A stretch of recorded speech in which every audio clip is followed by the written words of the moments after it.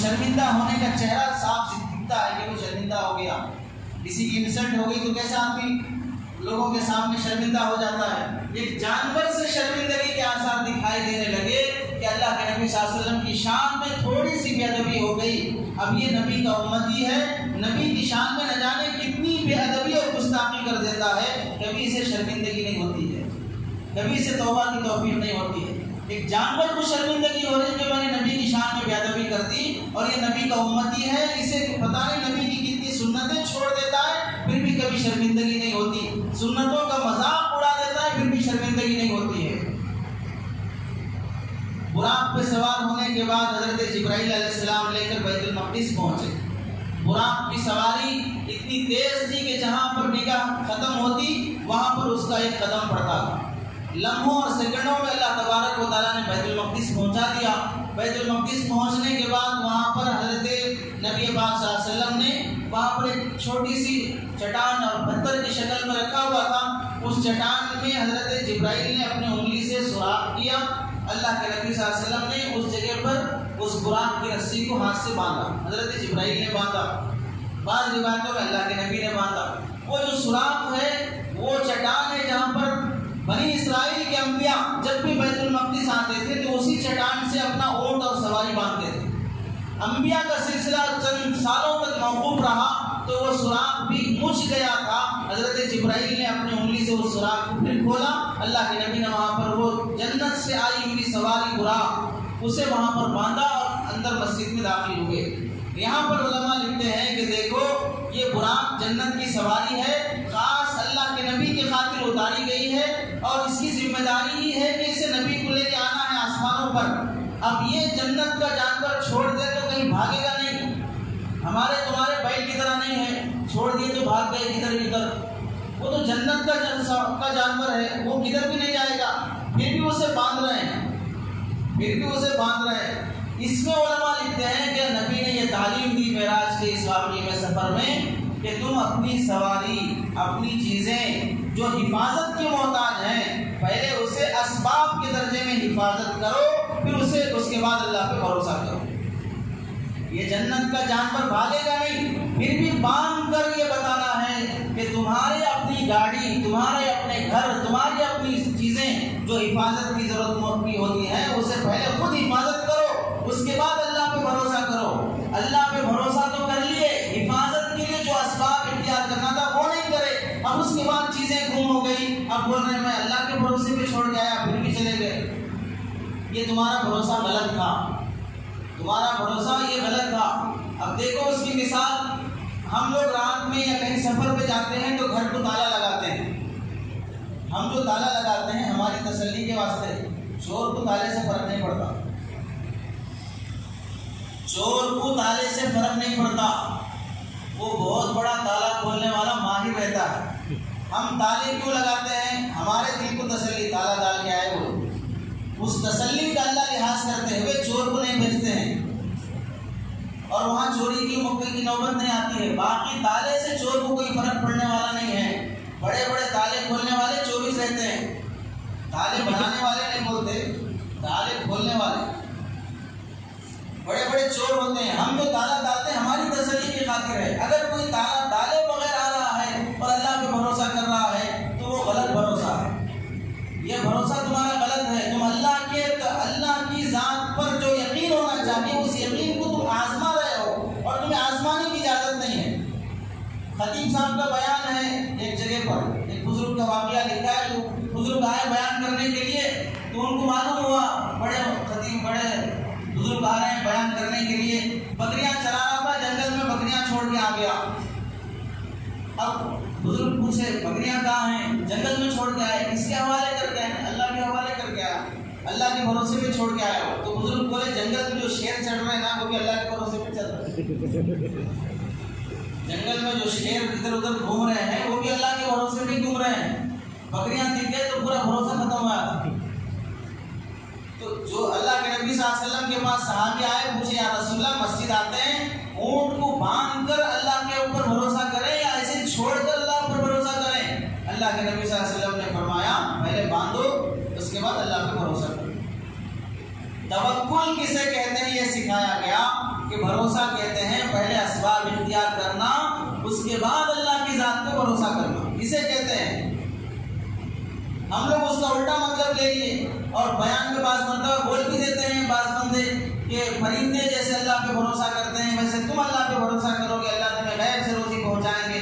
پرندے اللہ پہ بھروسہ کر کے گھونسلوں میں نہیں بیٹھتے، بھروسہ کر کے گھونسلے سے نکلتے ہیں۔ ایسے تمہیں بھی اللہ پہ بھروسہ کر کے گھر میں نہیں بیٹھنا ہے، اللہ پہ بھروسہ کر کے دکان کو مارکیٹ کو جانا ہے، یہ بھروسہ ہوگا۔ بھروسہ اللہ پہ اور گھر میں بیٹھ کے سو رہے، اب بیوی بول رہے جا کے کمان کے لاؤ، نہیں اللہ پہ بھروسہ ہے۔ اگر وہ تھوڑی بہت ہٹی رہے تو جھاڑو لے کے پڑھائی کر دیتی تھی، ایسے بھروسے نہیں چلتے ہیں۔ اور اللہ کے نبی صلی اللہ علیہ وسلم نے توکل سکھایا کہ پہلے اسباب اختیار کرو پھر اس کے بعد اللہ پہ بھروسہ کرو، یہ صحیح توکل ہے۔ اللہ کے نبی صلی اللہ علیہ وسلم مسجد میں داخل ہوئے، پورے انبیاء مسجد میں جمع ہیں، حضرت آدم علیہ السلام سے لے کر آخری نبی اس حضرت بنی اسرائیل کے آخری نبی حضرت عیسیٰ علیہ السلام تک سب وہاں پر جمع ہیں۔ اذان ہوئی، اقامت ہوئی، اب امام ہونا ہے نماز پڑھانے کے لیے۔ حضرت آدم علیہ السلام سب سے پہلے نبی، اللہ نے جنہیں اپنے ہاتھوں سے بنایا، جنت میں رکھا، جنت کی نعمتیں کھلایا، وہیں ان کے لیے اللہ نے بیوی کا انتظام کیا۔ اتنی بڑی جو اب تک کوئی جنت نہیں دیکھا ہوگا جتنا حضرت آدم نے دیکھا، کیونکہ وہیں پیدا ہوا، ان کا گاؤں ہے خاص ہو، وہ جتنا جانتے ہیں کون سی گلی کہاں پر ہے، کون سا نالا کدھر ہے، کون سی نہر کدھر ہے، دوسرے کوئی نہیں جانتے ہیں۔ اتنے بڑے نبی ہیں۔ حضرت نوح علیہ السلام، ان کا مقام انہیں آدم ثانی کہا جاتا ہے کہ طوفان کے بعد سب لوگ ہلاک ہو گئے تو اللہ نے ان کے ماننے والوں کے ذریعے سے نسل چلایا پوری دنیا کی۔ ان کے 3 بیٹے بچے تھے، ان 3 بیٹوں کے ذریعے سے اللہ نے پوری دنیا کی نسل چلایا ہے۔ حضرت نوح علیہ السلام اتنے جلیل قدر نبی ہیں، مشرکین سے، کفر کرنے والوں سے مخاطب ہونے والے سب سے پہلے نبی حضرت نوح علیہ السلام۔ آدم علیہ السلام کے زمانے میں شرک نہیں تھا، نوح علیہ السلام کے زمانے سے شرک شروع ہوا، تو حضرت نوح علیہ السلام مشرکین کو مخاطب بنانے والے سب سے پہلے نبی ہیں۔ حضرت موسیٰ علیہ السلام اللہ سے دنیا میں باتیں کرنے والے کلیم اللہ۔ حضرت عیسیٰ علیہ السلام کو اللہ نے بغیر باپ کے پیدا کر کے اپنی قدرت کا مظاہرہ فرمایا۔ حضرت ابراہیم علیہ السلام تو ابو الانبیاء ان کا لقب ہے، بنی اسرائیل کے ہزاروں نبی حضرت ابراہیم علیہ السلام کی نسل سے پیدا ہوئے ہیں۔ ایسا بڑا بڑا مقام رکھنے والے نبی ہیں وہاں پر، کوئی بھی آگے بڑھ کر میں نماز پڑھاؤں گا، میں مصلی پہ کھڑا ہوں گا، اتنے نبیوں کی امامت کرنے کا شرف مجھے حاصل ہونا، یہ تمنا کسی نبی کے دل میں نہیں ہے، یہ تمنا کسی نبی کے دل میں نہیں ہے۔ کوئی نبی اپنی زبان سے یا زبان حال یا زبان قال سے نہیں کہہ رہا ہے میں فضیلت والا ہوں، مجھے تھوڑا آگے بڑھانا، مجھے تھوڑا منصب ملنا، مجھے کرسی ملنا، مجھے مصلی ملنا، کوئی نبی اس کا اظہار نہیں فرما رہا، نہ ان کے دل میں ہے۔ حضرت جبرائیل خود ہاتھ پکڑ کے اللہ کے نبی صلی اللہ علیہ وسلم کو آگے بڑھا رہے ہیں، اور اللہ کے نبی صلی اللہ علیہ وسلم آخری نبی ہیں اور امامت فرما رہے ہیں، تو تمام انبیاء بخوشی و رضا حضرت نبی پاک صلی اللہ علیہ وسلم کے پیچھے مصلی بن کر، مقتدی بن کر امام کے پیچھے نماز پڑھ رہے ہیں۔ اس میں ہمیں سبق ملا کہ اگر تمہارے اندر انبیاء کی صفت پیدا ہونا ہے تو تمہارے دلوں کے اندر منصب کی طلب نہیں ہونا، عہدے کی طلب نہیں ہونا، آگے بڑھ کر ہمیں یہ پوسٹ ملنا ہے، ہم فلاں کمیٹی کے، فلاں تنظیم کے، فلاں تحریک کے، ہمیں امیر بننا ہے، ہمیں صدر بننا ہے، ہمیں کمیٹی کے ممبر بننا ہے، ہمیں فلاں بننا ہے، یہ طلب اگر تمہارے دل میں ہے تو سمجھ لو کہ انبیاء کی وہ خوبی تمہارے دل میں نہیں ہے۔ اور آج جھگڑے جتنے چل رہے ہیں یہ سب پوسٹ کے جھگڑے چل رہے ہیں، گریجویٹ تو نہیں ہے، پوسٹ گریجویٹ ہونا چاہتے ہیں، گریجویٹ تو نہیں، پڑھے لکھے تو نہیں ہیں، لیکن پوسٹ ہونا ہے، ہمیں عہدہ ہونا ہے، کرسی ہونا ہے، ہمارے ذریعے سے اختلافات ہو، جھگڑے ہوں اور قومیں بڑھ جائیں اور پھر مار پیٹ ہو جائے، کورٹ کچہری اور جیل تک کیس اور مقدمات جائیں، کچھ بھی ہو جائے، ہمیں یہ کرسی نہیں چھوڑنا، یہ نہیں، کوئی بھی کرسی کرسی نہیں چھوڑنا ہے میرا۔ اس کے لیے ہم چند 5 سے 10 15 چیلوں کو جمع کر لیں گے، انہیں خوب کھلائیں گے، بیل کی طرح انہیں خوب چربی چڑھا کے مست ہاتھی کی طرح سانڈ بنا کے اپنے پیچھے پیچھے چلائیں گے، ان کے گھر کی ضرورتیں پوری کریں گے، سب کریں گے۔ کیوں؟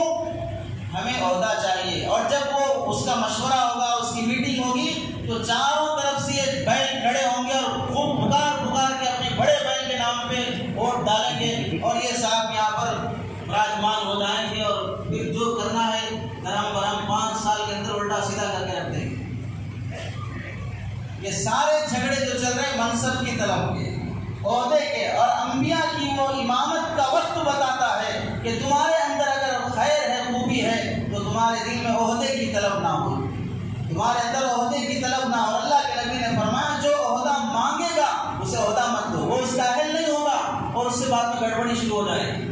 اور جو نہیں مانگتا ہے، پیچھے رہنا چاہتا ہے، اللہ اسے نواز دے عہدہ، تو پھر وہ عہدے میں اللہ تعالیٰ غیب سے اس کی مدد فرماتے ہیں، غیب سے اس کا تعاون فرماتے ہیں۔ اور حضرت عثمان رضی اللہ تعالیٰ عنہ کو اللہ کے نبی نے فرمایا تھا کہ لوگ تمہارا یہ منصب، یہ عہدہ خلافت کا چھیننا چاہیں گے، تم اسے اتارنا نہیں، خلافت کے اس عہدے کو مت اتار۔ اسی واسطے حضرت عثمان سے جب لوگوں نے کہا کہ تم خلافت چھوڑ دو، یہ جھگڑے شروع ختم ہو جائیں گے، حضرت عثمان نے فرمایا نبی نے مجھے منع فرمایا، میں نہیں چھوڑوں گا، اور اپنی ذات کے لیے لڑنے کی اجازت بھی نہیں دی، شہید ہو گئے۔ حضرت عثمان رضی اللہ تعالیٰ عنہ کی شہادت میں کوئی دوسرا آدمی شہید نہیں ہوا، اللہ ہے کہ ان کے گھر والوں کو تکلیف ہوئی اور ان کے گھر والے شہید ہوئے، لیکن اپنی ذات کو بچانے کے لیے حضرت علی رضی اللہ تعالیٰ عنہ آئے، دوسرے صحابہ آئے، ہم کو اجازت دو، آپ امیر ہیں ہمارے، ہم لڑیں گے، ہرگز اجازت نہیں دی، ہرگز حضرت عثمان رضی اللہ تعالیٰ عنہ اجازت، میں اس مدینے میں نبی کے شہر میں میرے خون کی خاطر میں لڑائی کو گوارا نہیں کرتا۔ آج مسجدیں، مدرسے، فلاں عہدے اور منصب کی خاطر اتنے جھگڑے چل رہے ہیں، نورانیت ختم ہوتی جا رہی ہے، نورانیت ختم ہوتی جا رہی ہے۔ چند دن کے آدمی عہدے کی خاطر ایسی دشمنیاں، نفرتیں دل میں پال رہا ہے کہ اللہ کی محبت اتنی نہیں ہے جتنا اپنے عہدے اور منصب کی محبت ہے، اپنی اولاد کی بھی اتنی محبت نہیں ہوگی جتنا آدمی کے دل میں منصب اور عہدے کی محبت ہوتی ہے۔ اللہ کے نبی صلی اللہ علیہ وسلم نے نماز پڑھائی، کون سی نماز تھی، کتنے رکعت پڑھائے ہیں، انشاءاللہ ملاقات ہوگی جنت میں، پوچھ لیں گے۔ فجر کی پڑھائے تھے، عشاء کی پڑھائے تھے، ظاہر سی بات ہے ابھی نماز فرض نہیں ہوئی تو فجر عشاء پڑھ لینے کا کیا مطلب، ابھی جا رہے ہیں لانے کے واسطے نماز، وہاں جانے کے بعد ملے گی نماز، تو اتنا ہی کہیں گے نفل نماز تھی، نفل نماز اللہ کے نبی صلی اللہ علیہ وسلم نے پڑھایا ہے، اور تمام نبیوں نے وہ نماز ادا کی ہے۔ یہاں پر اب نبی جب دنیا سے چلے گئے ہیں، کوئی بھی انسان دنیا سے جانے کے بعد ان پر نماز فرض نہیں، تلاوت فرض نہیں، کوئی چیز فرض نہیں ہے، پھر وہاں نماز پڑھنے کا مطلب کیا ہے؟ اللہ تبارک و تعالیٰ نے اس موقع پر انبیاء کو اس کا حکم فرمایا تھا کہ نماز پڑھو، اور یہاں پر یہ نقطہ یہ بھی معلوم ہوتا ہے کہ اس پورے سفر میں اللہ تبارک و تعالیٰ نے نبیوں کو جمع کر کے کہیں دعوت نہیں کی ہے، ضیافت، سب نبی جمع ہو گئے، بیٹھ کے کھائیں گے، تھوڑا اونٹ کا گوشت، فلاں گوشت، تھوڑا پارٹی کریں گے۔ اللہ تعالیٰ نے کوئی ایسا پورے سفر میں انتظام نہیں کیا کہ سارے نبی بیٹھ کے چائے پئیں، پانی پئیں، کچھ کریں۔ چائے مطلب اس زمانے کی چائے، اس زمانے میں جو پیتے تھے مہمان کے کرام میں جو بھی چیز ہو، ایسا کوئی انتظام نہیں فرمایا۔ نماز کا اللہ تبارک و تعالیٰ نے اہتمام فرمایا کہ سفر میں آ رہے ہیں تو یہاں بھی نماز ہے، اور اللہ کے نبی جب مکہ سے نکلے تھوڑی دیر گزری، حضرت جبرائیل نے فرمایا یا رسول اللہ رکیے، اتریے اور یہاں 2 رکعت نماز پڑھیے، پھر سوار ہو کے چلے، پھر اللہ کے نبی کو رکایا یا رسول اللہ رکیے، 2 رکعت نماز پڑھیے۔ ایسا بیت المقدس پہنچنے تک 4 مرتبہ حضرت جبرائیل رکایا اور نماز پڑھائے، رکائے نماز پڑھائے، اور 5ویں مرتبہ جا کے بیت المقدس میں آئے اور وہاں پر اللہ کے نبی نے امامت فرمائی۔ پہلی مرتبہ جہاں پر رکے تو حضرت جبرائیل نے فرمایا یہ مدینہ ہے جہاں پر آپ کو ہجرت کر کے آنا ہے، وہاں آپ نے 2 رکعت نماز پڑھی ہے۔ پھر آگے بڑھے تو وہاں 2 رکعت نماز پڑھی تو حضرت جبرائیل نے فرمایا یہ مدین حضرت شعیب علیہ السلام کا گاؤں ہے۔ آگے بڑھے تو حضرت موسیٰ علیہ السلام کو اللہ تعالیٰ نے جہاں پر درخت کے پاس بات کی تھی، وہاں پر اللہ تبارک و تعالیٰ نے جہاں پر حضرت موسیٰ سے کلام فرمایا تھا، وہاں 2 رکعت نماز اللہ کے نبی نے ادا فرمائی۔ اور حضرت عیسیٰ علیہ السلام جہاں پر پیدا ہوئے، بیت اللحم جس کا نام ہے، وہاں پر اللہ کے نبی صلی اللہ علیہ وسلم نے 2 رکعت نماز ادا فرمائی۔ 5ویں جگہ حضرت نبی پاک صلی اللہ علیہ وسلم بیت المقدس میں آ کے نماز ادا فرمائی۔ پورے سفر میں 5 نمازیں، اور کتنی نمازیں فرض ہیں؟ 5 نمازیں۔ تو سفر میں کہیں بھی ہو تو ان 5 نمازوں کا اہتمام کرنا۔ تمہیں سبق یہ ملا کہ سفر میں کہیں پر بھی ہو تو ان 5 نمازوں کا اہتمام جو تم پہ فرض کیے گئے ہیں ان نمازوں کا اہتمام کرو، سواری روکنی پڑے۔ جب حضرت جبرائیل براق جنت کی سواری کو رکا کر نماز پڑھا رہے ہیں تو تمہاری سواری کی کیا حیثیت ہے کہ تم جلدی ٹائم ہو رہا ہے چلو نماز چھوڑ دلا رہے ہو؟ تمہارے بس کی کیا حیثیت ہے؟ تمہاری گاڑی کی کیا حیثیت ہے؟ تمہارے کار کی کیا حیثیت ہے جب نماز کی خاطر براق کو رکایا جا رہا ہے اور نماز ادا کی جا رہی ہے؟ جبرائیل علیہ السلام نماز سے فارغ ہونے کے بعد بیت المقدس میں انبیاء سے ملاقات ہوئی، جنت کی حوریں آئی تھی، حوروں سے ملاقات ہوئی، اور جنت و جہنم کے فرشتے بھی آ گئے تھے، ان سے ملاقات ہوئی۔ اللہ کے نبی صلی اللہ علیہ وسلم سے جبرائیل نے فرمایا یہ جہنم کا فرشتہ داروغہ مالک اس کا نام ہے، ان سے ملیے۔ تو جب اللہ کے نبی صلی اللہ علیہ وسلم ان کی طرف متوجہ ہو گئے، انہوں نے خود آگے بڑھ کر سلام کیا، آگے بڑھ کر انہوں نے سلام کیا، لیکن چہرے پہ مسکراہٹ نہیں تھی۔ دیگر انبیاء ملے، فرشتے ملے تو سب مسکرا کے ملے ہیں، اور جہنم کا جو داروغہ ہے اس کے چہرے پہ مسکراہٹ نہیں ہے۔ تو اللہ کے نبی صلی اللہ علیہ وسلم نے پوچھا کیا بات ہے؟ تو حضرت جبرائیل نے فرمایا کہ یہ جہنم پہ رہتا ہے اور جہنم کے عذابات کو دیکھا ہے، جب سے یہ پیدا ہوا ہے اس وقت سے لے کر آج تک یہ ہنسا نہیں، مسکرایا بھی۔ جہنم کا عذاب اس کی آنکھوں کے سامنے ہے، اس کی وجہ سے یہ نہ مسکراتا ہے نہ ہنستا ہے۔ اور آدمی کو جب عذاب کا ڈر ہو تو انبیاء اور صحابہ جو روتے تھے اسی وجہ سے کہ جہنم کے عذاب کے ڈر سے روتے تھے، اور جو جہنم کے دروازے پہ کھڑ کے حالات کو دیکھ رہا ہے وہ کہاں سے ہنسے گا، مسکرائے گا؟ اس کے بعد اللہ کے نبی صلی اللہ علیہ وسلم کے لیے آسمانوں پہ جانے کے لیے سیڑھی لائی گئی، اور یہ سیڑھی وہ ہے جو ہر مومن اور دیندار آدمی، عبادت گزار آدمی کی انتقال کے وقت اللہ تعالیٰ وہ سیڑھی اسے دکھاتے ہیں۔ نیک آدمی کی جب روح نکلتی ہے تو وہ روح نکلنے میں بڑی آسانی سے روح نکل جاتی ہے، اور اسے روح نکلنے کی اتنی زیادہ تکلیف اور درد کا احساس بھی نہیں ہوتا۔ اس کی ایک وجہ علماء لکھتے ہیں کہ اسے جنت پہ جانے والی وہ سیڑھی دکھائی دی جاتی ہے جو نورانی ہوتی ہے، وہ اس نورانی منظر میں اتنا مشہور ہوتا ہے کہ اس کی جان جانے کا اسے احساس بھی نہیں ہوتا۔ وہ سیڑھی اللہ کے نبی صلی اللہ علیہ وسلم کے لیے لائی گئی۔ اللہ کے نبی براق پہ سوار ہو کر پہلی سیڑھی سے دوسری سیڑھی تک کا زینہ زمین سے لے کے آسمان تک، یہاں پر قدم رکھ کے دوسرا قدم آپ کو پہلے آسمان پہ رکھنا ہے۔ پہلے آسمان پہ پہنچے، آسمان کے دروازے بند ہیں، آسمان کے دروازے بند ہیں۔ حضرت جبرائیل نے آواز دی، فرشتے جو دروازہ کھولنے کے لیے کھڑے تھے انہوں نے پوچھا کون ہے اور تمہارے ساتھ کون آئے ہیں؟ تو حضرت جبرائیل نے فرمایا میں جبرائیل ہوں اور میرے ساتھ محمد آئے ہیں۔ فرشتوں نے پوچھا کیا انہیں آنے کی اجازت ملی ہے؟ تو حضرت جبرائیل نے فرمایا ہاں انہیں آنے کی اجازت دی گئی۔ تو پھر دروازہ کھولا گیا، پھر آسمان میں داخل ہوئے۔ اتنے میں ہمیں سبق ملا کہ جب آسمانوں پر جانے کی کسی کو طاقت نہیں ہے، اس کے باوجود بھی آسمان کے دروازے بند رکھے جاتے ہیں۔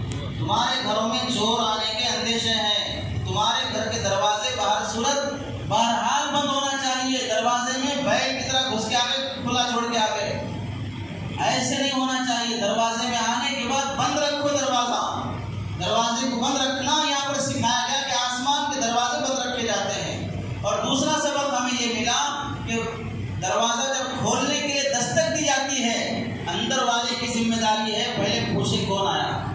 دروازہ مارتے ہی کھول دیے، دروازہ مارتے ہی کھول دیے۔ سامنے سی بی آئی والے تھے، آدمی کو اپنا حساب کتاب کا بھی موقع نہیں ملا۔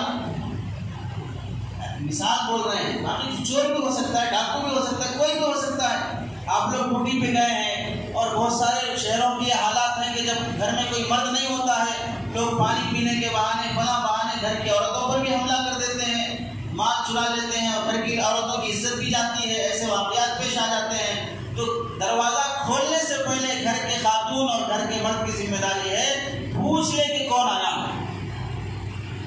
اور تیسرا سبق یہاں سے یہ معلوم ہوا کہ جب پوچھا جائے تو باہر جو کھڑا ہے وہ اپنا نام بولے گا، میں آیا ہوں بیل نہیں بولے گا، یہ نہیں بولے گا، جو نام ہے وہ بولے گا۔ یہ سکھایا کہ حضرت جبرائیل بولے میں جبرائیل ہوں اور میرے ساتھ محمد ہیں۔ یہ سلیقہ سے، اور اللہ کے نبی نے بھی فرمایا جب تمہیں پوچھا جائے دروازے سے کون آیا تو میں یہ نہ کہ آنا میں آیا ہوں میں آیا ہوں۔ ارے میں کیا ہے؟ اگر تمہارے میں سے ہم کو پتا ہوتا تو پھر کیوں پوچھتے؟ یہ میں بہت طرح کے ہوتے ہیں، تم کون سے میں ہو یہ بتاؤ۔ نام کہنے کا حکم دیا گیا کہ اپنا نام بتاؤ۔ تو اللہ کے نبی صلی اللہ علیہ وسلم نے اور حضرت کے بعد داخل ہوئے۔ اب چوتھا سبق یہ معلوم ہوا کہ کسی کے گھر میں جاؤ تو اس کی اجازت کے بغیر مت جاؤ۔ پوچھا کہ آنے کی اجازت ہے؟ ہاں انہیں آنے کی اجازت ہے، تب آنے کی اجازت ملی ہے۔ ایسے ہی کسی کے بھی گھر میں جاؤ، یہاں تک کہ کوئی باپ اپنے بیٹے کے کمرے میں جا رہا ہے تو بھی باپ کو دروازہ کھٹکھٹا کر آنے کی اجازت لینا چاہیے۔ بیٹا اپنی ماں کے کمرے میں جا رہا ہے تو بھی حکم ہے کہ ماں سے اجازت لے لے کہ مجھے آنے کی اجازت ہے، اس واسطے کہ بعض مرتبہ ایسی حالت میں ہو کہ تمہیں دیکھنا گوارا نہ ہو، یا اس حالت میں کوئی اسے دیکھ لے وہ گوارا نہیں کرتی ہو۔ ہاں بعض مرتبہ بچوں کی تربیت کی خاطر، جبکہ وہ ابھی شادی شدہ نہیں ہے، ان موقعوں پر آپ بچوں کی تربیت کی خاطر اچانک چلے گئے، بھی کیا کر رہے ہیں، تربیت مقصود ہے، وہ الگ حال ہوتا ہے۔ باقی جب ان کے اپنے بیڈ روم بن جائیں تو بغیر اجازت کے جانے کی اجازت نہیں ہے۔ وہاں پر حضرت آدم علیہ السلام سے ملاقات ہوئی۔ حضرت آدم علیہ السلام پہلے آسمان پہ ملے اور اللہ کے نبی صلی اللہ علیہ وسلم نے آگے بڑھ کے سلام فرمایا۔ حضرت آدم علیہ السلام اور اللہ کے نبی صلی اللہ علیہ وسلم میں افضل سرکار دو عالم صلی اللہ علیہ وسلم، اللہ کے نبی تمام نبیوں میں افضل ہیں، جو سب سے افضل ہے، سید الانبیاء ہے، نبیوں کے سردار، نبیوں کے نبی ہیں، وہ آگے بڑھ کے حضرت آدم علیہ السلام کو سلام کر رہے ہیں۔ اس میں سبق ملا کہ سلام کرنے میں چھوٹے بڑے کا لحاظ نہیں، آپ بڑے ہیں تو بھی آپ سلام کرنے میں پہل کرو، آپ کا جذبہ یہ ہونا چاہیے۔ باقی شریعت میں یہ بتاتی ہے کوئی چھوٹا آدمی بڑے آدمی کو سلام کرے، لیکن بڑا آدمی اس انتظار میں نہیں بیٹھے کہ چھوٹا ہے میں سلام کرنا، سلام کے انتظار میں بیٹھے ہیں، کوئی کہیں کو بیٹھے سلام کے انتظار میں بیٹھا ہوں، لوگ آ کے سلام کرتے بولے، یہ طریقہ نہیں ہے۔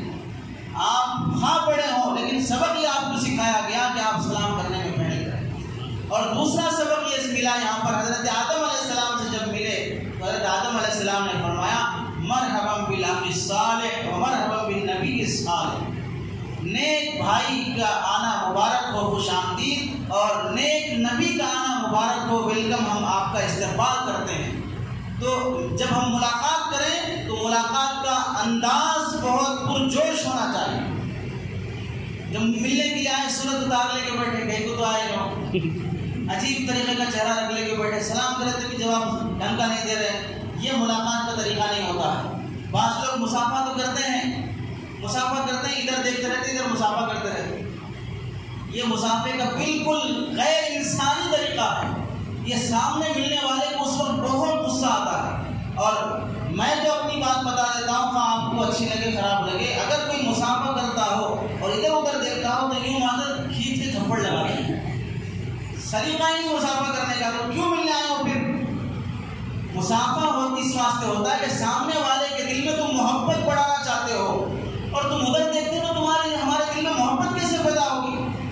ایسے ہی کسی سے بھی مسافہ کرو۔ بعض لوگ تھوڑا دین میں کلاسز ڈگری پاس کرتے ہوئے جاتے ہیں، اب ایک ڈگری پاس کر لینے کے بعد سمجھتے ہیں بہت بڑے دیندار ہو گئے، اب اس کے بعد ان کے مسافے ایسے ہوتے،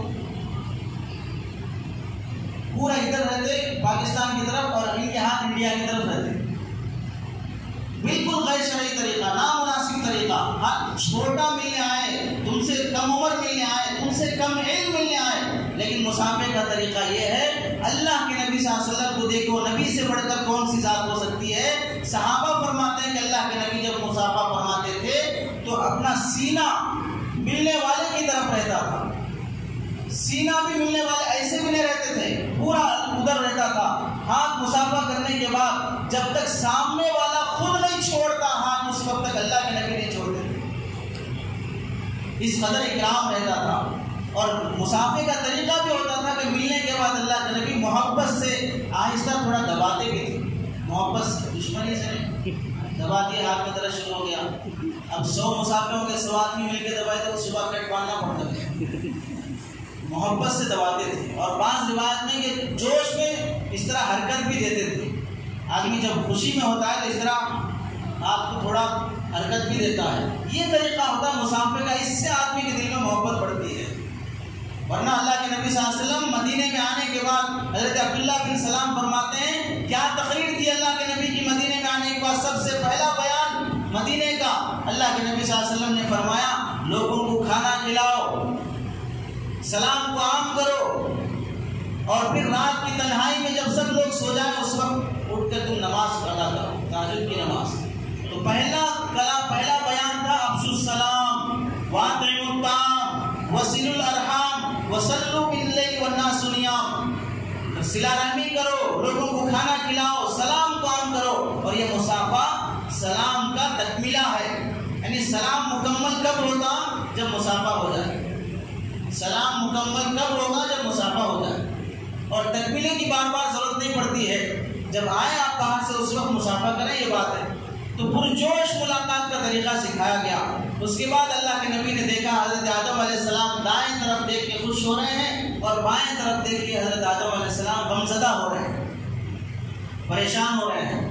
تو حضرت جبرائیل سے پوچھنے پر اللہ کے نبی صلی اللہ علیہ وسلم کو حضرت جبرائیل نے فرمایا دائیں طرف جسے دیکھ رہے ہیں وہ حضرت آدم علیہ السلام، پوری انسان حضرت آدم علیہ السلام کی نسل ہے۔ حضرت آدم علیہ السلام کی نسل میں سے جو جنت میں جانے والے ہیں ان کو دیکھ کر حضرت آدم علیہ السلام خوش ہو رہے ہیں، اور ادھر لیفٹ سائڈ میں جو حضرت آدم علیہ السلام جو دیکھے، دائیں طرف جو دیکھے ہیں، اس وقت حضرت آدم علیہ السلام جہنم میں جانے والی اپنی نسل، اپنی اولاد کو دیکھ کر غمزدہ اور پریشان ہو رہے ہیں۔ یہ دونوں منظر حضرت آدم علیہ السلام دیکھ کر کبھی خوش ہو رہے ہیں، کبھی غمزدہ ہو رہے ہیں۔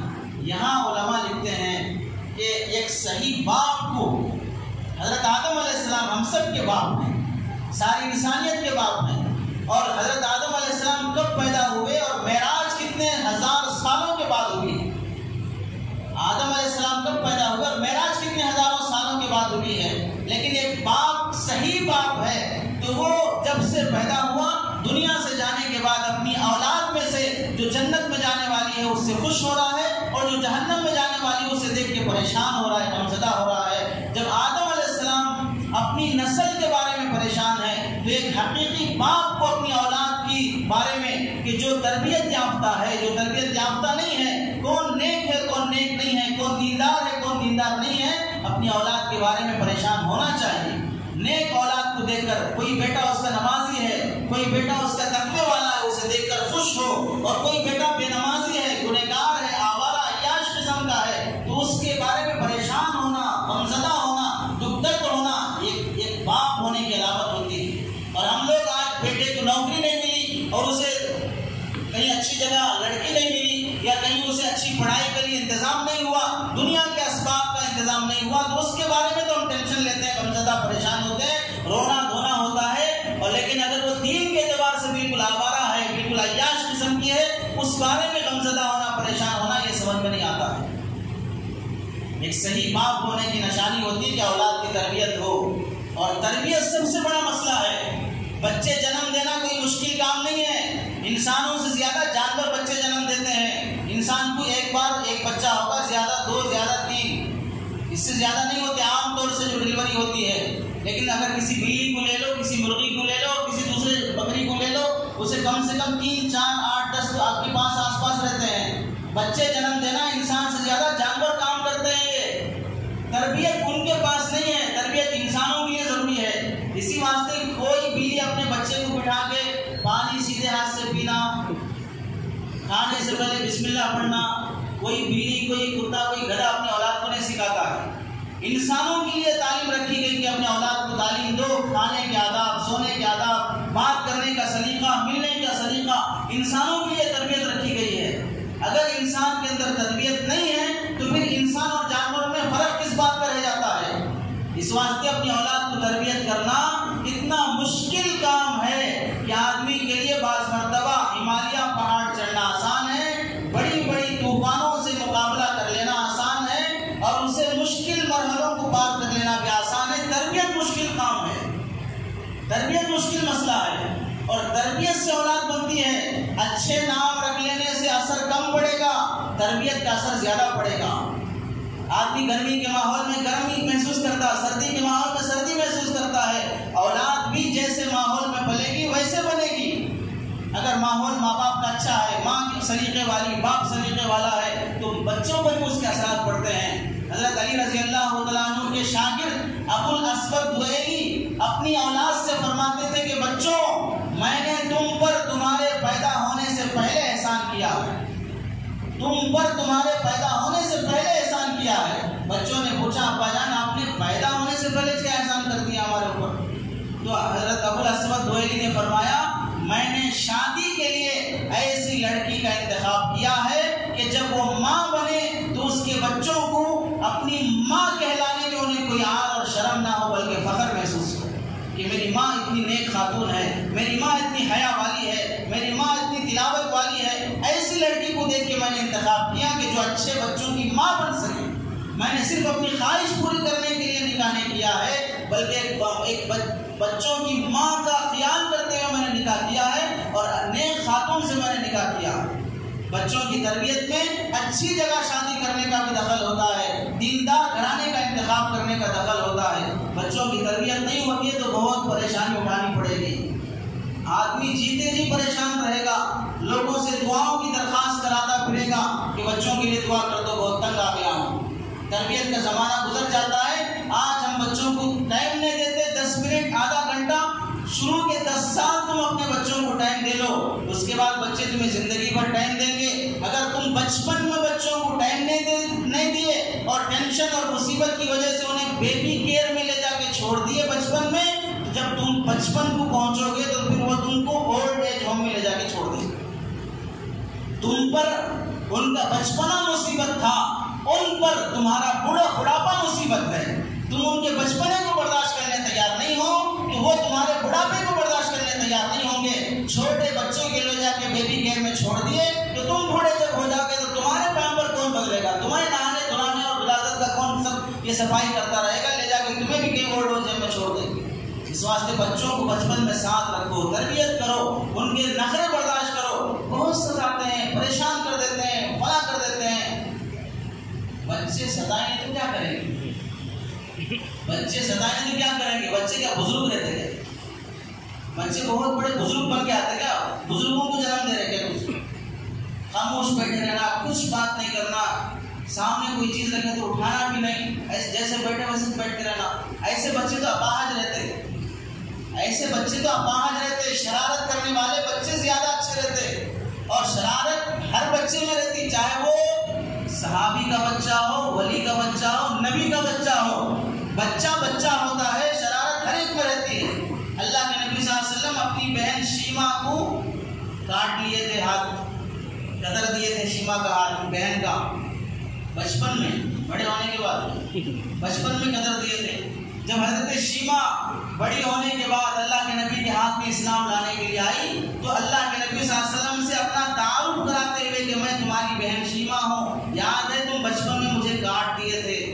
اللہ کے نبی صلی اللہ علیہ وسلم کو واقعہ یاد دلائے، اللہ کے نبی نے چادر نکال کے بچھا دیا اور کہا بہن اس پہ بیٹھو، بہن میری چادر پہ بیٹھو۔ بچہ بچہ ہوتا ہے، وہ چاہے جتنا بھی ستائے، اس کے ستانے کو، نخرے کو برداشت کرنا۔ شرارت کا مسئلہ نہیں، تمہاری بے صبری کا مسئلہ ہے، تمہارے اندر صبر نہیں ہو۔ بچے میں شرارت نہیں جاتی، ہمارے اندر صبر آنا ہے۔ جب صبر آئے گا تو ہم بچے کو برداشت کر سکتے ہیں، اس میں ہماری تربیت ہوگی۔ اور بچے کی تربیت ماں باپ نہیں کریں گے تو کون کریں گے؟ اس واسطے تربیت بہت ضروری ہے۔ گرمائی کلاسز کا موقع ہے، چھٹیاں آ رہی ہیں، بچوں کو ضائع ہونے سے بچاؤ۔ چھٹیوں میں آوارہ گردی، گاڑیاں لے کر ادھر ادھر ریسنگ میں گھوم رہے ہیں اور سوئمنگ پول میں ادھر ادھر نہانے کے لیے، غسل کرنے کے لیے، تیرنے کے لیے تالابوں میں جا رہے ہیں اور وہاں پر سیلفی لے رہے ہیں، سیلفی لیتے ہوئے گر گئے اور کہیں پھسل کے فلاں ہو گیا، ہاتھ پیر ٹوٹ گیا، اندر چلے گئے، مر گئے، انتقال ہو گئے، ایکسیڈنٹ ہو گیا۔ کتنی خبریں صرف ان گرمائی کے موقعوں پر آتی ہیں کہ بچہ گھومنے گیا، وہاں ایکسیڈنٹ ہو گیا، مر گیا، فلاں ہوا، ایکسیڈنٹ ہوا، مر گیا، اور ریل کی پٹری پہ بیٹھ کے PUBG گیم کھیل رہا ہے، ٹرین آئی گزر گئی، مر گیا، تو بھی پتہ نہیں ہے۔ آؤٹ ڈور گیم سکھاؤ بچوں کو، انڈور گیم نہیں۔ گھر کے اندر کیا کھلاتے رہتے ہو؟ گھر کے اندر کون سا گیم ہے کھیلنے کے لیے؟ گھر کے اندر تو لڑکیاں کھیلتی ہیں، وہ چمچے کھیلتے ہیں اور فلاں کھیلتے ہیں، پتہ نہیں، وہ لڑکیاں کھیلنے کے گیم ہوتے ہیں۔ ویڈیو گیم اپنے بچوں کو ہرگز مت کھلاؤ، ظالم ہوئے نا، بہت بڑے ظالم ہیں، وقت میں فرعون کہا جائے گا ان ماں باپ کو جو اپنے بچوں کو ویڈیو گیم کھلاتے ہیں، PUBG گیم کھلاتے ہیں۔ بالکل مشرکانہ گیم ہے، شریعت کا مذاق اڑایا گیا اس گیم میں، اور وہ گیم مسلمان کھیل رہا ہے، جس میں بندوق سے کعبے کو نشانہ کر رہے ہیں، بندوق سے قرآن کا نشانہ کر رہے ہیں اور گولی چلا رہے ہیں۔ اس واسطے ہرگز اس کی اجازت نہیں ہے۔ اور گرمائی کلاسز میں یا تو اللہ کے راستے میں بھیجو، یا نہیں تو جہاں پر گرمائی کلاسز سمر کلاسز چلتے ہیں، مکتب کا نظام ہو 2 گھنٹے 3 گھنٹے کے لیے، لڑکیوں کے لیے 15 روزہ 20 روزہ ایسا نظام اپنی مسجدوں میں شروع کرو کہ 20 دن 1 مہینے کے اندر ان بچیوں کو معاشرت کی تعلیم کوئی مفتی صاحب کوئی عالم صاحب بتانے کے لیے آئے، پردے کے ساتھ نظم ہو، اگر بچی چھوٹی بچیاں ہیں تو ان کا قرآن صحیح کیا جائے، انہیں زندگی کے آداب سکھائے جائیں، ماں باپ کا ادب سکھایا جائے، ایسا 1 مہینے کا سمر کلاس ہر مسجد میں شروع کیا جائے، بچوں کی تربیت کا نظام بنایا جائے، تب جا کے ماحول سدھر سکتا ہے۔ حضرت آدم علیہ السلام کا اپنی نسل کو دیکھ کر غمزدہ اور پریشان ہونا، یہ بات اس بات کی تعلیم دیتا ہے کہ ایک باپ اپنی اولاد کے بارے میں فکر مند ہونا چاہیے۔ وہاں سے آگے حضرت دوسرے آسمان پر حضرت یحییٰ اور حضرت عیسیٰ علیہ السلام سے ملاقات ہوئی، تیسرے آسمان پر حضرت یوسف علیہ السلام سے ملاقات ہوئی، چوتھے آسمان پر حضرت ادریس علیہ السلام سے، 5ویں آسمان پر حضرت ہارون علیہ السلام سے، 6ویں آسمان پر حضرت موسیٰ علیہ السلام سے ملاقات ہوئی، 7ویں آسمان پر حضرت ابراہیم علیہ السلام سے ملاقات ہوئی۔ وہاں پر اللہ کے نبی صلی اللہ علیہ وسلم نے دیکھا چند بچے درخت کے نیچے بیٹھ کے پڑھ رہے ہیں، کس کے بچے ہیں؟ کافروں کے بچے، مسلمانوں کے بچے جو بالغ ہونے سے پہلے انتقال ہو جاتے ہیں، اللہ تعالیٰ ان سب کو وہاں پر جمع فرماتے ہیں اور حضرت ابراہیم علیہ السلام ان کو پڑھاتے ہیں۔ حضرت ابراہیم علیہ السلام انہیں درس دیتے ہیں، ابراہیم علیہ السلام سے ملاقات ہوئی، پھر آگے وہاں سے سدرۃ المنتہا پر پہنچے، جبرائیل علیہ السلام ساتھ ہیں۔ سدرۃ المنتہا وہ جگہ کہ نیچے سے آنے والے اب اس سے آگے نہیں جا سکتے، اور ادھر اوپر سدرۃ المنتہا سے اوپر جو فرشتے رہتے ہیں وہ ادھر نیچے نہیں آ سکتے، وہ گویا کہ ایسی جگہ ہے وہاں لا کر وہ جو بھی احکام ہے یہاں دے دیں گے، نیچے والے وہاں سے لے کے جاتے ہیں، نیچے والے یہاں لا کے دے دیں گے، اوپر والے وہاں اللہ تک بات پہنچائیں گے۔ اللہ نے اسباب کے درجے میں نظام رکھا ہے۔ سدرۃ المنتہا پہ پہنچنے کے بعد حضرت جبرائیل علیہ السلام رک گئے، اللہ کا حکم تھا وہاں تک آنے کا، رک گئے۔ اس کے بعد کیا ہوا صحیح حدیث پہ نہیں ہے۔ اس کے بعد اللہ کے نبی صلی اللہ علیہ وسلم کہاں تک پہنچے، عرش تک گئے نہیں گئے، اللہ سے کیسی ملاقات ہوئی، اس طرح کی کوئی صراحت سدرۃ المنتہا سے آگے جانے کی حدیث میں نہیں ہے۔ اب یہ بات کہ حضرت جبرائیل علیہ السلام نے فرمایا کہ اگر 1 قدم بھی آگے بڑھوں گا تو میرے پر جل جائیں گے، یہ کسی حدیث میں نہیں ہے۔ اللہ کا حکم تھا وہاں تک رک جانا، وہاں تک رک گئے، پر جلنے کی بات حضرت جبرائیل علیہ السلام نے کی ہو صحیح حدیث میں نہیں۔ اس کے بعد اللہ تعالیٰ نے وہاں پر نماز کا فریضہ اللہ کے نبی کو عطا فرمایا۔ سورہ بقرہ کی شروع کا ایک رکوع اور آخر کی آیتیں اللہ تبارک و تعالیٰ نے عطا فرمایا۔ یہ ساری چیزیں اللہ تبارک و تعالیٰ نے نماز اور قرآن مجید کی مخصوص آیتیں 50 نمازیں اللہ تعالیٰ نے فرض فرمائی، وہ لے کے اللہ کے نبی آئے۔ حضرت موسیٰ علیہ السلام ساتھ تھے 6 آسمان کے بعد، 7ویں آسمان پر بھی جب سدرۃ المنتہا سے واپس یہاں پر 7ویں آسمان پر پہنچے تو حضرت ابراہیم علیہ السلام بھی ہیں، حضرت موسیٰ علیہ السلام بھی ہیں۔ موسیٰ علیہ السلام پوچھے کیا ہوا، 50 نمازیں فرض ہوئی، یہ لوگ 50 نمازیں پڑھتے ہیں۔ موسیٰ علیہ السلام تو نہیں بولتی، ان سے نہیں ہوتے 50 نمازیں، واپس جا کے کم کرا کے لائے آؤ۔ اللہ کے نبی صلی اللہ علیہ وسلم واپس گئے، 5 نمازیں کم ہوئی، 45 نمازیں واپس آئے، نہیں ہوتا ہے لوگوں سے، آپ جائیے واپس۔ 9 مرتبہ حضرت موسیٰ علیہ السلام بھیجتے رہے، اللہ کے نبی جاتے رہے، 9 مرتبہ گئے، 5 نمازیں کم کرا کے اللہ کے نبی صلی اللہ علیہ وسلم نے 5 نمازیں رہ گئی۔ اب کم کرنے کا جو طریقہ ہے 5 کم کر رہے، حضرت موسیٰ بولے پھر جاؤ، اب پھر گیا تو وہ 5 ہوگی تو پھر کیا رہتے ہیں باقی، تو اللہ کے نبی بولے اب میرے کو شرم آتی ہے، بس اب میں نہیں جا سکتا، اب وہ 5 باقی رہ گئی۔ اللہ تعالیٰ نے فرمایا کہ محمد میرا فیصلہ نہیں بدلتا، 50 میں دے دیا تھا تو 50 ہی رہیں گی، تم 5 پڑھو لیکن ثواب میں 50 نمازوں کا دوں گا، تم 5 نمازیں پڑھو لیکن ثواب میں 50 نمازوں کا دوں گا۔ اب یہاں پر ہم کو سمجھنے کی ایک چیز ہے، حضرت موسیٰ علیہ السلام بڑے ہیں یا حضرت نبی پاک صلی اللہ علیہ وسلم بڑے ہیں؟ حضور صلی اللہ علیہ وسلم بڑے ہیں۔ موسیٰ علیہ السلام اللہ کے نبی صلی اللہ علیہ وسلم کے مقابلے میں تقابل نہیں ہے، درجہ خود اللہ نے رکھا ہے، تلک الرسل فضلنا بعضهم علی بعض۔ تو حضرت موسیٰ علیہ السلام چھوٹے ہیں پھر بھی مشورہ دے رہے ہیں، اور کتنی بار دے رہے ہیں؟ 9 بار دے رہے ہیں۔ بڑے ہیں پھر بھی مشورہ سن رہے ہیں، مان رہے ہیں، میں بڑا ہوں تم کیا میرے مشورہ دیتے، یہ سلیقہ نہیں ہے، یہ معاشرت نہیں ہے۔ تمہیں مشورہ اگر چھوٹا بھی دے رہا ہے، خیر خواہی کی بنیاد پہ دے رہا ہے، چھوٹے کا مشورہ تجربے کا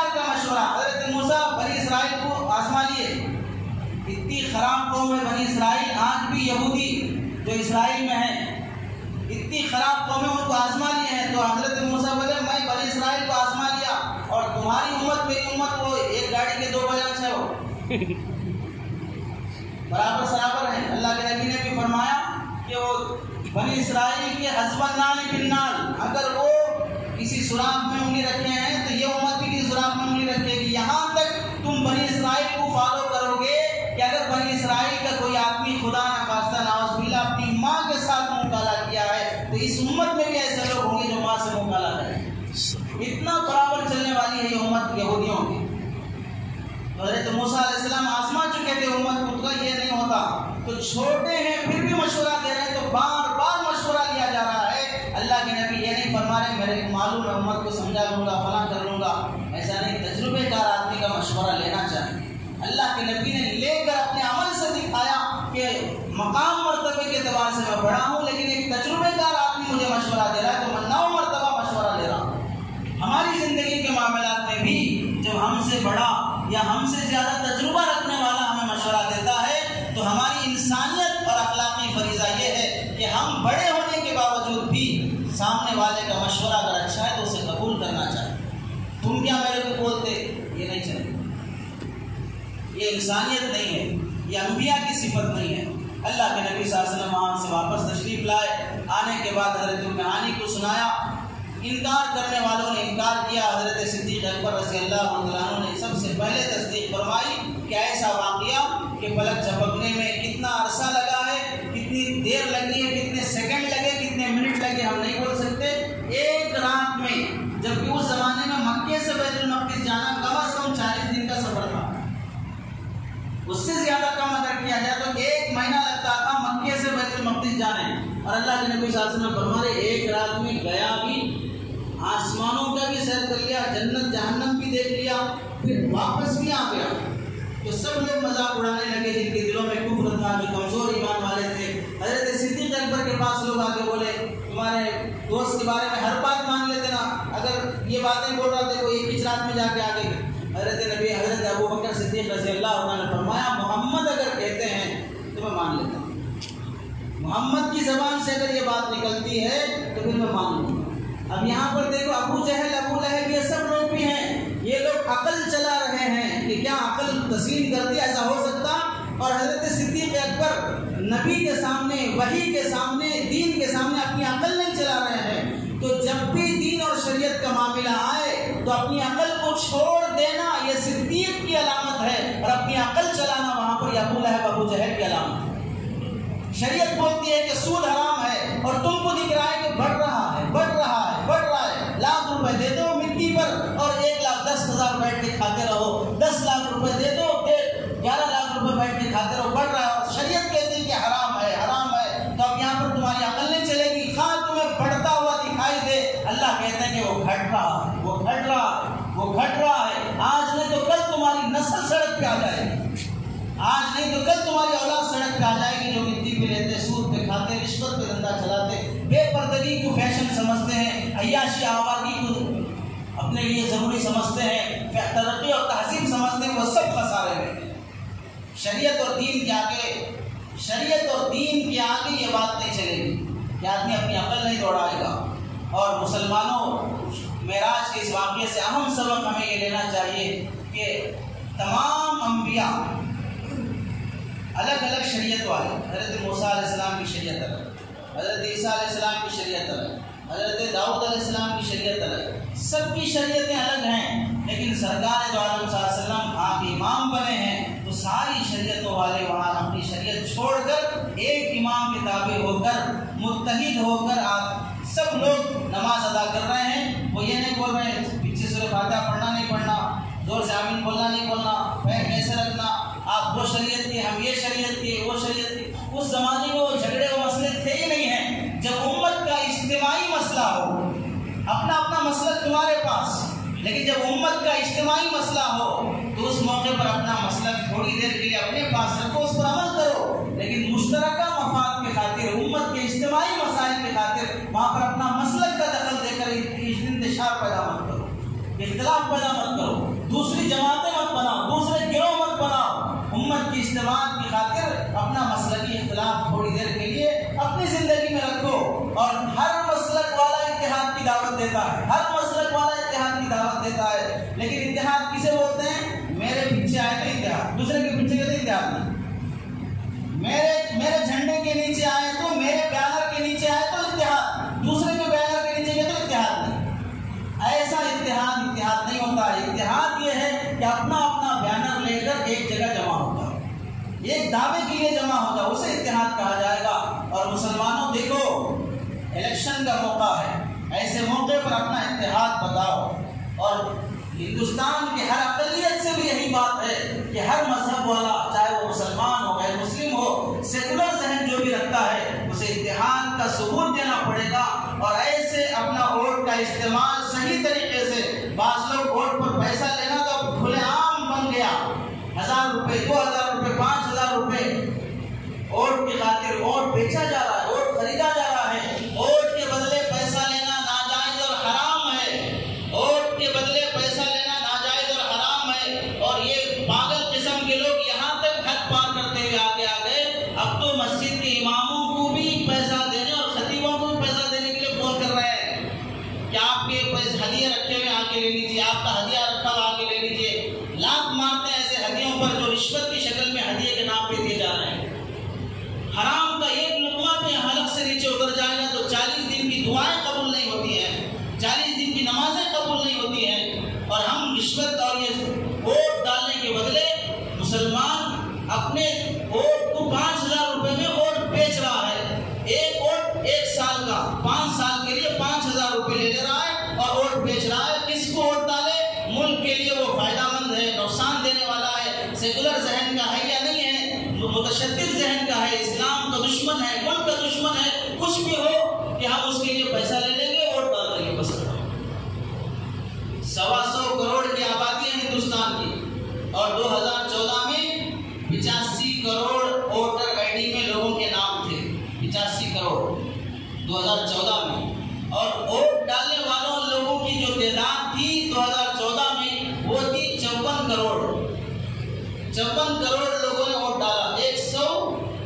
125 کروڑ کی آبادی میں سے 54 کروڑ لوگ ووٹ ڈال رہے ہیں. تو ہندوستان کا آدھے سے زیادہ حصہ ووٹ کا استعمال نہیں کر رہا ہے، آدھے سے زیادہ پبلک ووٹ کا استعمال نہیں کر رہی. اور جو بھی سیاست آگے 2019 کا جو مشن علماء سناتے ہیں، سیاست کو جاننے والے اور تحقیقی رپورٹ رکھنے والے، آگے کا جو مشن ہے سیاست کا، حکومت کا، یہ ہے کہ مسلمانوں کو جو فنڈامنٹل رائے، بنیادی حقوق جو ان کو حاصل ہے وہ چھین لیا جائے گا اور قانون بدل دیا جائے گا. مسلمان اپنا نکاح مسجد میں اسلامی طریقے پر کرتے ہیں، مسجدیں بنانے کی اجازت ہے، مسجدوں میں نماز پڑھنے کی اجازت ہے، اور ان کے شادی بیاہ سنت طریقے پہ کرنے کی اجازت ہے. بنیادی جو حقوق انہیں حاصل ہیں وہ سارے حقوق چھین لیے جائیں.